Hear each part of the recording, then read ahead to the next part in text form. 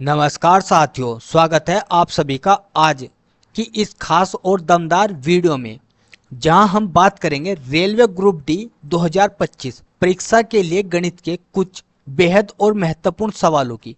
ये वही सवाल है जो अक्सर परीक्षा में बार बार पूछे जाते हैं और आज हम इन सवालों को हल करेंगे एकदम आसान और तरीके से।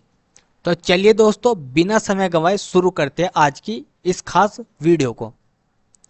तो देखिए दोस्तों, आज की इस खास वीडियो का पहला सवाल हमारे पास है जो वह हमारे पास, यदि किसी संख्या का 25% बराबर 75 है तो वह संख्या क्या होगी। ठीक है, देखो प्रत्येक सवाल को आसान तरीके से और आसान भाषा में हम समझेंगे। यानी कि हमारे पास क्या थी, कोई संख्या थी और किसी संख्या का 25% बराबर 75 है तो वह संख्या क्या होगी।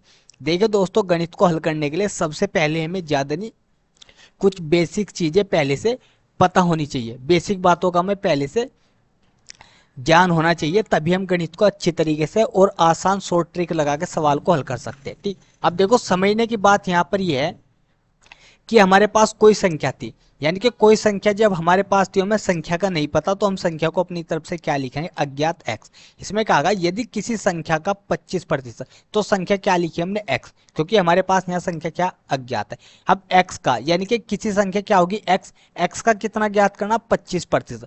जब x का 25% ज्ञात करेंगे तो x गुना 25 और बटे में कितना आ जाएगा 100, और बराबर कितना है भाई हमारे पास 75। अब 25 से हम 100 को काट देंगे, कितनी बार कट जाएगा भाई 4 बार, तो x बराबर कितना आ जाएगा हमारे पास 300। यानी कि हमारे पास में बी ऑप्शन हमारा बिल्कुल सही आंसर हो जाएगा। तो इस प्रकार से आज की इस वीडियो में हम सवाल हल करने वाले हैं। देखो कितने आसान तरीके से सवाल हल हो गया, पर आसान तरीका तभी हो सकता है इनका जब तुम्हें कुछ बेसिक बातों का पता हो। यानी कि किसी संख्या का 25% निकालना है, 30% निकालना, तो ये बातें हमें भाई पता होनी चाहिए। अब यहाँ पर हमारे पास जो संख्या थी वो किसी संख्या थी, किसी संख्या का मतलब वह संख्या हमारे पास अज्ञात थी।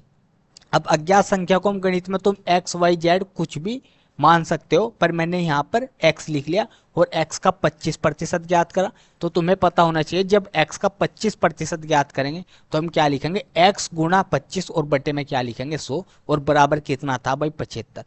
तो बराबर में हमने 75 करा, 25 से 100 को भाग कर दिया, 4 आएगा और 4 की गुणा 75 में करी तो कितना आ जाएगा 300। यानी कि ऑप्शन हमारा 20 बिल्कुल सही आंसर हो जाएगा। तो चलिए दोस्तों, सवाल नंबर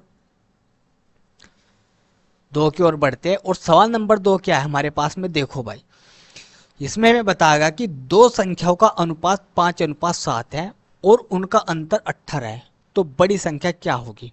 बहुत ही बढ़िया सवाल है और इस प्रकार के सवाल अक्सर कर पूछे जाते हैं। इन सवालों को हल करने के भाई कई तरीके हो सकते हैं। देखो दो संख्याओं का अनुपात कितना है हमारे पास में, 5:7। अब 5:7 का मतलब क्या हो सकता है, तो यानी कि 5/7। ठीक है, देखो अनुपात कहां से बना, दो संख्या थी हमारे पास और वे क्या थी 5:7 में। अब देखो अनुपात कैसे बनता है, जैसे मैंने लिख दिया यहाँ पर 20 यहाँ लिख दिया 25, और 20 को 25 का सरलतम रूप क्या हो सकता है 4/5। कितना हो जाएगा 4/5। तो 4/5 को हम क्या लिख सकते हैं 4:5।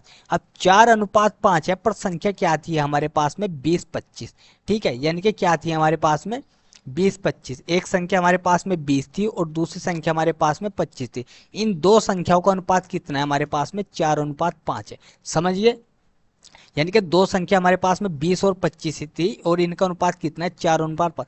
तो इसी प्रकार से 5:7 है, ये कोई दो संख्या है, ये कोई दो संख्या हो और ये उनका अनुपात है। अब देखो वह संख्या हम कैसे ज्ञात करेंगे, वह संख्या हम कैसे ज्ञात करेंगे, यानी कि यहाँ पर हमारे पास जो संख्या है वो भी अज्ञात है। अब तरीके कहीं हो सकते हैं, यानी कि उनका दोनों का अंतर कितना है हमारे पास में 18 है, तो बड़ी संख्या ज्ञात करनी। तो बड़ी संख्या तुम कैसे ज्ञात कर सकते हो, यहाँ पर लिखो तुम 18। 18 ये बड़ी संख्या कौन सी होगी, इसमें 7 होगी। कौन सी होगी बड़ी संख्या, 7 होगी। अब 18 गुना 7 कर देंगे और बटे में भाई कितना आ जाएगा हमारे पास में दोनों का अंतर, यानी कि क्या कहा उनका अंतर। अंतर कितना है हमारे पास में 18, तो अंतर कितना आ जाएगा 5 और 7 का अंतर कितना आ जाएगा 2। 2 से इसको भाग कर देंगे तो कितना आ जाएगा हमारे पास में 9, और 9 सत्ते कितना आ जाएगा 63। यानी कि हमारे पास में ऑप्शन सी बिल्कुल सही आंसर हो जाएगा। अब देखो ये बना कहाँ से, यानी कि जो हमारे पास में दो संख्या है, यहाँ पर पहली संख्या को मैं 5x लिख सकता हूँ और दूसरी संख्या को मैं 7x लिख सकता हूँ। अब 5x 7x क्यों लिखा, क्योंकि मैंने अभी तुम्हें बताया कि जो ये हमारे पास में अनुपात है ये किसी संख्या को भाग करके आया हुआ है, ठीक है। जैसे मैं एक बार फिर समझा रहा, मैंने यहाँ लिख दिया 5/7। अगर 5/7 में मैं 3 से गुना कर दूं तो हमारे पास में कितना आ जाएगा, हमारे पास में आ जाएगा यहाँ पर 15/7, ठीक है। या और कोई संख्या लिख दी, जैसे मैंने लिख दिया यहाँ पर 20/28। अब 20/28 को भाग करके लिखा तो भाग करके कितना आ जाएगा हमारे पास में 5/7। तो 5/7 भी क्या लिख सकते हैं हम, 5:7। तो यानी कि जो 20/28 है हमारे पास में, ये किस संख्या का अनुपात है, 5 अनुपात। तो 5:7 का मतलब है ये नहीं है कि दो संख्या जो हमारे पास में 20/28 है उन्हीं का ही अनुपात 5:7 बनेगा, ऐसा बिल्कुल भी नहीं है। ऐसी पता नहीं कितनी संख्या है, अनंत संख्याएं है जिनका अनुपात 5:7 बनेगा। पर हमें एक शर्त छोड़ दी गई, पर उन संख्याओं को, दोनों संख्याओं का अंतर कितना है, 18 है। उन दोनों संख्याओं का अंतर कितना है, 18 है। तो हमने यहाँ पर क्या लिखा, 5x मान ली और दूसरी संख्या हमने 7x मान ली। अब देखो 5x और 7x का अंतर कितना हो जाएगा, हमारे पास में 2x और बराबर में अंतर कितना है इनका, 18। जब इससे इसको भाग करेंगे तो x बराबर कितना आ जाएगा हमारे पास में 9, और 9 का मान हमारे पास में बड़ी संख्या कितनी है, 7x। तो यहाँ पर रख देंगे हम, कितना हो जाएगा 7 × 9 और बराबर में कितना आ जाएगा 63, यानी कि ऑप्शन हमारा बिल्कुल सी सही आंसर हो जाएगा। देखो भाई शॉर्ट ट्रिक, तुम सवाल को जितने भी तुम्हें गणित में बेसिक नॉलेज होगी, जितना भी तुम्हें गणित में बेसिक नॉलेज होगी उतना ही तुम सवाल को अपने हिसाब से छोटा कर सकते हो। कुछ बेसिक नॉलेज, हमें गणित का मतलब बेसिक बातों का पता होना बहुत ही जरूरी है, तभी हम इस गणित को शॉर्ट ट्रिक के माध्यम से बिल्कुल आसान तरीके से हल कर सकते हो। जैसे मैंने पहला मेथड बताया, कितना आसान मेथड था। हमें पता है कि दो संख्याओं का अनुपात कितना है, 5:7 है, उनका अंतर 18 है, तो बड़ी संख्या क्या होगी। अब तुम्हें ध्यान रखना कि अंतर 18 है। अब हमें पता है कि अंतर 18 है, तो 18 गुना बड़ी संख्या क्या है हमारे पास में 7, तो 7 लिख देंगे और बटे में दोनों का अंतर लिख देंगे। अगर छोटी संख्या की बात करता तो यहाँ पर फिर गुना में क्या लिखते हम, 5 लिखते और हमारा फिर उत्तर क्या आ जाता, 45। अब देखो समझने की बात है, दोनों संख्या यानी कि एक तो हमारे पास में 63 आ गई और छोटी संख्या हमारे पास में क्या आती, यानी कि 45 आती। अब तुम 63 और 45 का अंतर निकाल कर देख लो, 18 ही आएगा। 63 और 45 का अंतर निकाल के देखो भाई, 18 ही आएगा और यहाँ पर भी क्या है, 18 है। तो चलिए दोस्तों सवाल नंबर 3 हम देखते हैं। देखिए दोस्तों सवाल नंबर 3 हमारा ब्याज संबंधित सवाल है और ये भी बहुत बढ़िया सवाल होते हैं। इसमें कई प्रकार के सवाल पूछे जाते हैं, कभी साधारण ब्याज पूछता है, कभी कुल ब्याज पूछता है और कभी कुल मिश्र धन पूछ लेता है, ठीक है। तो अब देखो हम समझेंगे, इसमें क्या होगा कि यदि 1200 पर 2 वर्षों, यदि 1200 पर 2 वर्षों के लिए 10% वार्षिक साधारण ब्याज मिलता है तो कुल ब्याज क्या होगा, यानी कि हमें ज्ञात करना है कि कुल ब्याज कितना होगा। अब देखो ब्याज का हमें सूत्र याद रखना है, साधारण ब्याज। किसकी बात हुई, साधारण ब्याज, क्योंकि ब्याज दो प्रकार के होते हैं, एक चक्रवर्ती ब्याज और साधारण ब्याज, ठीक। अब यहाँ पर साधारण ब्याज की बात हुई,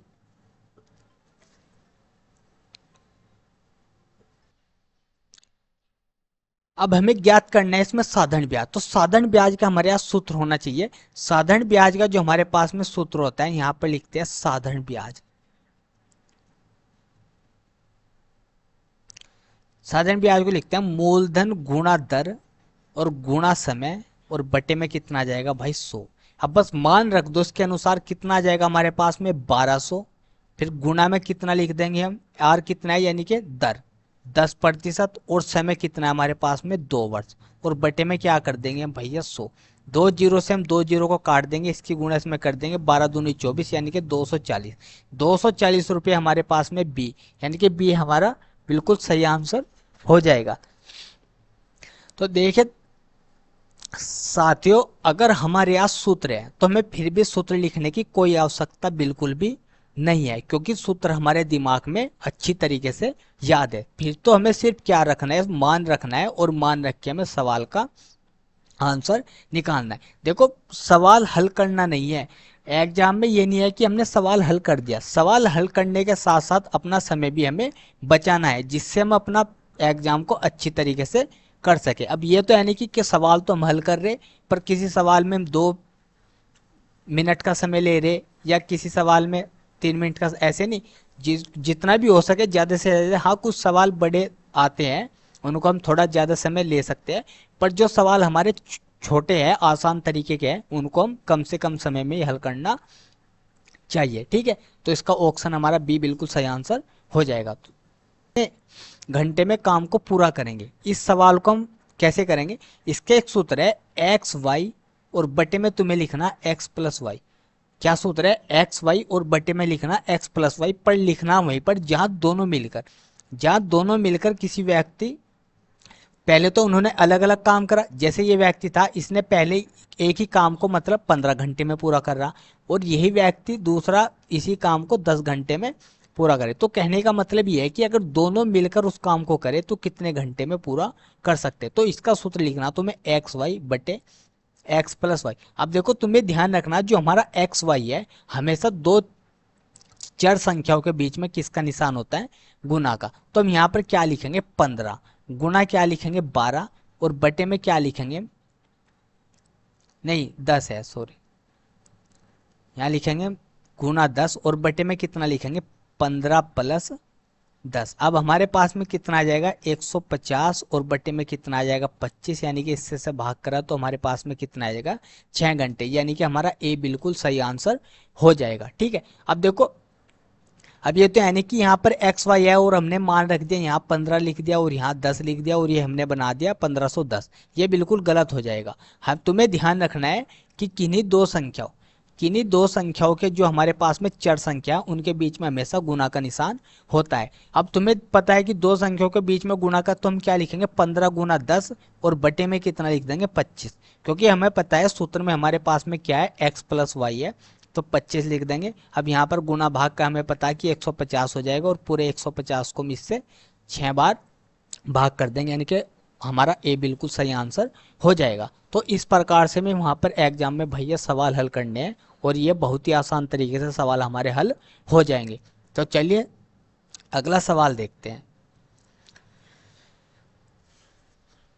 देखो दोस्तों, मतलब विक्रय मूल्य क्या होगा? यानी कि 2000 रुपये की एक वस्तु थी हमारे पास में, और उस पर हमारे पास 15% की छूट मिली। छूट मिलने के बाद में वो पूछ रहा है कि उसका विक्रय मूल्य क्या होगा। यानी कि हमें ज्ञात करना है विक्रय मूल्य। अगर विक्रय मूल्य की स्थिति में हमारे पास में छूट है, विक्रय मूल्य की स्थिति में हमारे पास छूट है, तो सूत्र क्या बनेगा? क्रय मूल्य। सूत्र क्या बनेगा? क्रय मूल्य। यहाँ पर कितना लिखेंगे भाई? 100 माइनस छूट, 100 माइनस छूट प्रतिशत, और बटे में कितना आ जाएगा हमारे पास में? 100। भाई सारा गणित जितना है सूत्रों पे आधारित है। अगर सूत्र याद है तो ये समझो कि हमने 80% सवाल को हल कर लिया, बस सूत्र का खेल है। अब देखो, ये सूत्र हम कहाँ पर लगा सकते हैं? ये सूत्र हम एक स्थान पर और लगा सकते हैं। कहाँ पर लगा सकते हैं? जहां पर अगर इस सवाल में लिख देता कि 2000 की वस्तु, यानी कि कोई 2000 की वस्तु थी और 15% की हानि होती है, 15% की हानि होती है, तो विक्रय मूल्य क्या होगा? यानी कि हानि के बाद, हानि होने के बाद में विक्रय मूल्य क्या होगा? तब भी ये सूत्र लगाएंगे। पर ध्यान क्या रखना, जहां पर हम छूट लिखते हैं वहां पर हम हानि लिख सकते हैं, पर हमें सूत्र की कोई लिखने की आवश्यकता नहीं है, क्योंकि वहां पर एग्जाम में तो हमारे पास में ऑप्शन होंगे और उसमें हमें सही गलत का अपना टिक करना है। अब उसके बाद में तुम्हें ध्यान रखना है, अब ये थोड़ा है ना कि छूट का सूत्र अलग से देख रहे कि क्या होगा, और मतलब हमारा हानि है, उसके बाद में विक्रय मूल्य ज्ञात करना, तो सूत्र क्या होगा? तो सूत्र में तुम्हें सूत्र को ढूंढने की आवश्यकता है कि ये सूत्र को हम कहाँ कहाँ पर प्रयोग कर सकते हैं और किस हिसाब से कर सकते हैं। अब देखो, विक्रय मूल्य ज्ञात करना, तो क्रय मूल्य कितना है हमारे पास में? 2000। क्रय मूल्य 2000 है, और छूट कितनी है हमारे पास में? 15, यानी कि 100 माइनस 15, और बटे में कितना कर देंगे भाई हम? 100। ठीक है, अब 2 जीरो से हमारा 2 जीरो बड़े आराम से कट जाएगा, और हमारे पास में 20 गुणा कितना आ जाएगा? 85। इनकी गुणा कर लेंगे तो हमारे पास में कितना आ जाएगा? 1700। यानी कि जो हमारे पास में विक्रय मूल्य हो जाएगा वो कितना होगा? यानी कि बी बिल्कुल सही आंसर हो जाएगा। 1700 रुपये का हमें उसका विक्रय मूल्य हो जाएगा। क्रय मूल्य कितना था? 2000 रुपये। 15% की छूट मिली, और छूट के बाद में जो विक्रय मूल्य बना हमारा वो कितना बना? 1700 रुपये। ठीक है, तो इस प्रकार से तुम याद रखो, अगर सूत्र तुम्हारे याद अच्छी तरीके से है तो हम यहाँ पर क्या लिखते? 2000। यहाँ पर क्या लिखते 2000 और गुना में क्या लिखते, यानी कि 15% की छूट है तो 100 में से 15 घटाने देंगे, कितना आ जाएगा 85, और बटे में कितना आ जाएगा हमारे पास में 100। 20 से 20 हमारा बड़े आराम से गुना कर देंगे तो कितना आ जाएगा हमारे पास में 17। या तुम इसको ऐसे हिसाब, एक तरीका और है, ऐसे भी निकाल सकते हो, पर उसमें थोड़ा समय ज़्यादा, यानी कि हमें 2000 की वस्तु पर 15% की छूट देता है, तो 2000 पे 15% की पहले छूट निकाल लो, 2000 गुना 15 और बटे में क्या लिख देंगे भाई 100। तो यानी कि 20 से 20 कट गई, हमारे पास में कितना आएगा 300, यानी कि 300 रुपये की हमारे पास में छूट है। और छूट के बाद में विक्रय मूल्य, यानी कि वस्तु कितने की थी 2000 की, तो 300 माइनस कर दो तब भी कितना बचेगा 1700, यानी कि 2000 में से 300 माइनस किया तब भी कितना आ रहा 1700। वो अपना अपना तरीका है, पर तुम जितना भी ज्यादा गणित के बेसिक बातों का ध्यान रखोगे उतना ही तुम्हारा गणित आसान होता चला जाएगा। ठीक है, तो चलिए दोस्तों अगला सवाल देखते हैं। देखिए दोस्तों अगला सवाल हमारे पास में है, यदि ट्रेन की गति 80 किमी प्रति घंटा है तो 240 किमी की दूरी तय करने में कितना समय लगेगा। यानी कि हमें ज्ञात क्या करना है, समय की बात हुई, यानी कि समय ज्ञात करना है। और हमारे पास में क्या है, यानी कि ट्रेन की गति है कितनी है 80 किमी प्रति घंटा, और उसकी एक दूरी है यानी कि 240 किमी की दूरी तय करने में कितना समय लेगी। अब हमारे आज सूत्र होना चाहिए कि समय बराबर क्या होता है, समय बराबर होता है हमारे पास में दूरी बटे चाल। क्या होता है, दूरी बटे कितना आ जाएगा चाल। अब इस से मतलब जो तुम्हारे पास सूत्र है, इस सूत्र से तुम 3 सूत्र बना सकते हो। कैसे, चाल बराबर यहाँ पर क्या लिखा जा सकता है, चाल बराबर आ सकता है हमारे पास में दूरी बटे समय। चाल बराबर क्या आ सकता है हमारे पास में दूरी बटे समय। और दूरी बराबर हमारे पास में क्या आ सकता है भाई, दूरी बराबर आ सकता है हमारे पास में समय गुना चाल। अगर देखो एक सूत्र से कितने सूत्र बना दिए 3। अब किसी भी प्रकार का सवाल आ जा, इस प्रकार से हम लगा के इनमें सूत्रों को हल कर सकता है। फिलहाल हमें पहले सूत्र क्या हो सकता है, कौन से, कि समय बराबर दूरी बटे चाल। तो हमारे पास में दूरी कितने है, हमारे पास में 240 और चाल कितनी है 80। इससे इसको भाग करेंगे तो कितना आ जाएगा हमारे पास में 3, यानी कि इसमें भी ऑप्शन बी हमारा सही आंसर हो जाएगा। अगर किसी सवाल में मैं पूछ लेता कि चाल ज्ञात कीजिए, तो चाल ज्ञात करने में एक तो हमें दूरी मिलती उसमें और एक हमें समय मिलता, तब हम वहां से चाल ज्ञात कर सकते। अगर हमें दूरी की बात करता तो हमें समय और चाल मिलता, तब जाकर हम वहां से चाल दूरी यानी कि ज्ञात कर सकते हैं। तो देखो एक सूत्र से 3 सूत्र बना दिए, तो कहीं एक सूत्र से एक सूत्र ही रहेगा और कहीं एक सूत्र से कई सूत्र बन सकते हैं। तो चलिए दोस्तों अगला सवाल देखते हैं। देखिए दोस्तों अगला सवाल भी हमारे पास में क्या है, इसमें कहा कि 60% बराबर 240 है तो वह पूर्ण संख्या क्या है। ये सवाल क्या होगी, ये सवाल बिल्कुल ऐसा सवाल है जो जैसे हमने पहला सवाल ज्ञात किया था। पहला सवाल हमारे पास था कि यदि किसी संख्या का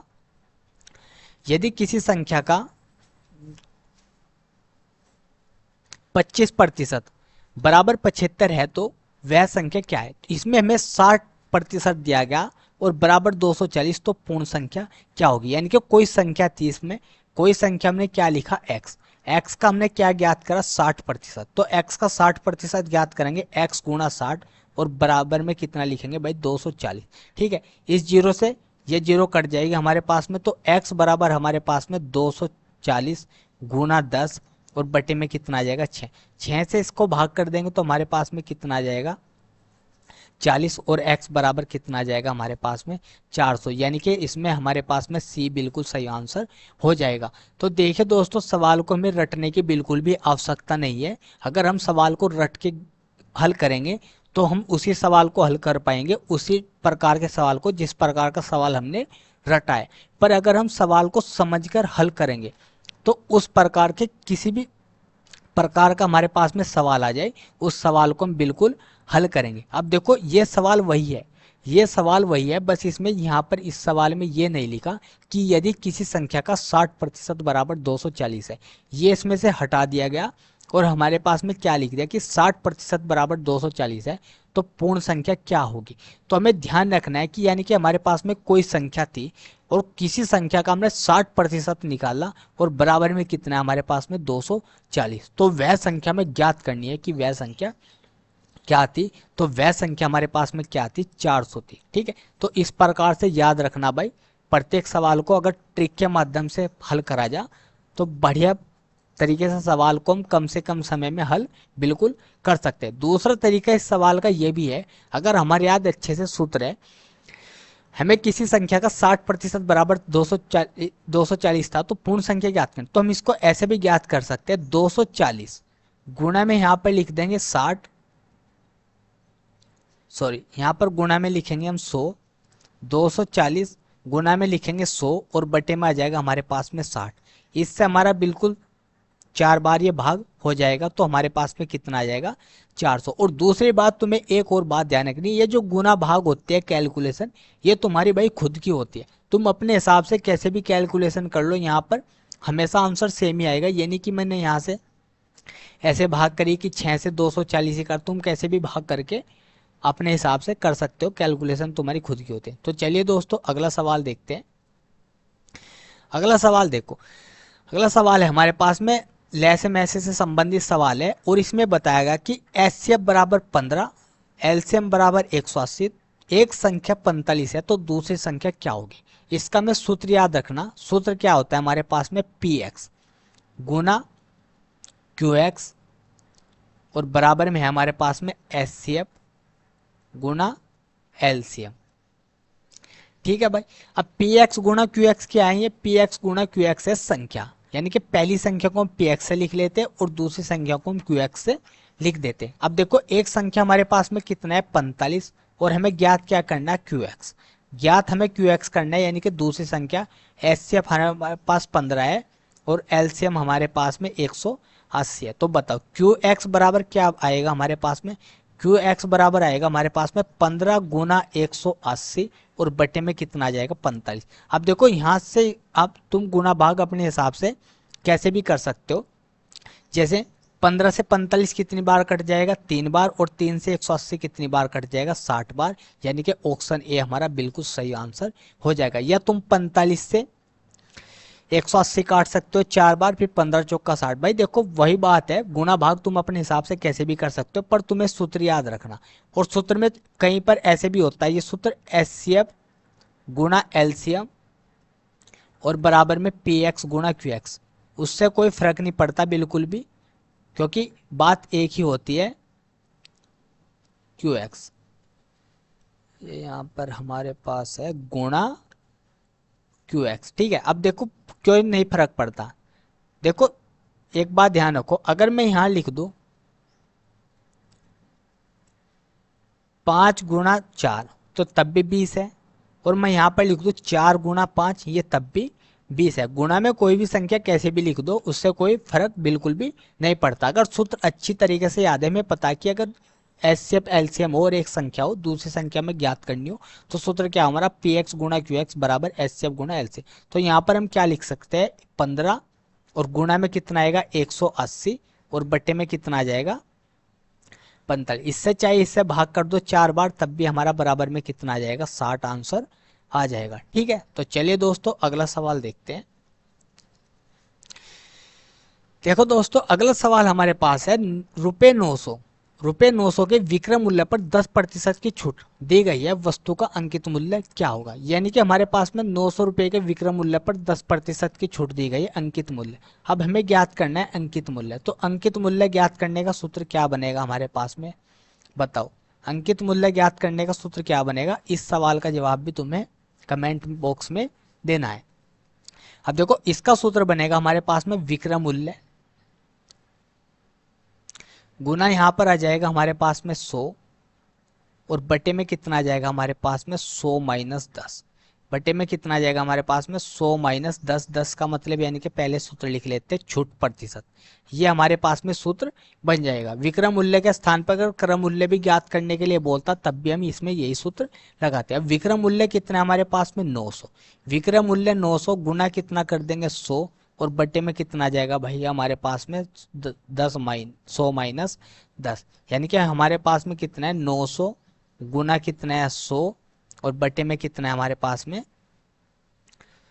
90। ठीक है, इससे हमने ये काट दे, ये कितनी बार कट गया हमारा 10 बार। ठीक है, तो यहाँ पर कितना आ जाएगा हमारे पास में 1000 कितना आ जाएगा 1000, यानी कि ऑप्शन ए हमारे पास में बिल्कुल सही आंसर हो जाएगा। बस देखो भाई समझने की बात है, अगर तुम्हारे पास में यहाँ अंकित मूल्य पूछता यानी कि क्रम मूल्य, तब भी यह सूत्र लगाते, तब भी यही सूत्र लगाते। और दूसरी बात, अगर यहाँ छूट के स्थान पर हानि आ जाती, छूट के स्थान पर हानि आ जाती, तब भी हम यही सूत्र लगाते, पर यहाँ बस क्या लिखते हम हानि। वो तो बात एक ही है, जैसे मैंने तुम्हें भी बताया, अगर सूत्र अच्छी तरीके से हमारी याद है तो हम क्या लिखते हैं यहाँ पर 900, यहाँ पर क्या लिखते हैं 900 गुणा क्या लिखते हैं 100, और बटे में कितना लिख देते हैं 90। इससे कट का हमारा 10 बार और हमारा आंसर 1000 बिल्कुल हो, ए बिल्कुल सही आंसर हो जाता। ठीक है, तो चलिए दोस्तों अगला सवाल देखते हैं। अगला सवाल भी हमारा इसी प्रकार का है। देखो इसमें क्या बताएगा, 600 रुपये में बेचने पर 20% की हानि होती है, बिना हानि के बेचने के लिए मूल्य क्या होगा। बहुत बढ़िया सवाल है। क्या बताएगा सवाल में, यानी कि एक वस्तु 600 रुपये में बेचने पर 20% की हानि होती है, बिना हानि के बेचने के लिए मूल्य क्या होगा। अब सबसे पहले हम इसका क्रय मूल्य ज्ञात करेंगे, यानी कि क्रय मूल्य क्या होगा, यानी कि 600 रुपये में बेच दी 20% की हानि, तो इसका क्रय मूल्य ज्ञात करने के लिए हमें कौन सा सूत्र लगाना पड़ेगा, जो हमने अभी लगाया, यानी कि विक्रय मूल्य, और गुणा में कितना आ जाएगा हमारे पास में 100, और बट्टे में क्या लिखेंगे हम 100 माइनस हानि प्रतिशत। ठीक है, छूट के स्थान पे क्या प्रयोग कर लेंगे हानि, यानी कि 600, और गुना में कितना लिख देंगे हम 100, और बटे में कितना आ जाएगा हमारे पास में 80। ठीक है, इस जीरो से हमने जीरो काट दिया, इससे हम इसको भाग कर देंगे, हमारे पास में क्या चल जाएगा 68 56 और 8 पंजे 40, यानी कि कितना आ जाएगा 750, यानी कि 750 इसका आंसर बिल्कुल सही हो जाएगा। अब देखो सवाल को कितना बदल के दिया है, उसमें कहा कि बिना हानि के बेचने के लिए मूल्य क्या होगा, यानी कि इसमें सीधे शब्दों में मैं क्रय मूल्य ना पूछकर उसने क्या लिखा, बिना हानि के बेचने के लिए मूल्य क्या होगा। अगर देखें दोस्तों सवाल को समझिए ज्ञात किया जाएगा तो सवाल को बिल्कुल सही उत्तर आंसर आएंगे। अब देखो यहाँ पर ये तो लिखा नहीं कि मूल्य क्या होगा क्रय मूल्य, अब हमें सवाल को थोड़ा बदल के दिया कि बिना हानि के बेचने के लिए मूल्य क्या होगा, तो वो मूल्य क्या होगा 750 रुपये पर अगर वो वस्तु बेची जा तो उस पर कोई हानि नहीं होगी। और तुम्हें याद रखना है, यानी कि विक्रय मूल्य, बेचने का मतलब क्या होगा विक्रय मूल्य, हानि 20% की, हमें क्या ज्ञात करना है क्रय मूल्य। तो क्रय मूल्य ज्ञात करने के लिए सूत्र क्या होता है, विक्रय मूल्य गुणा 100 बटे 100 माइनस हानि प्रतिशत। ठीक है,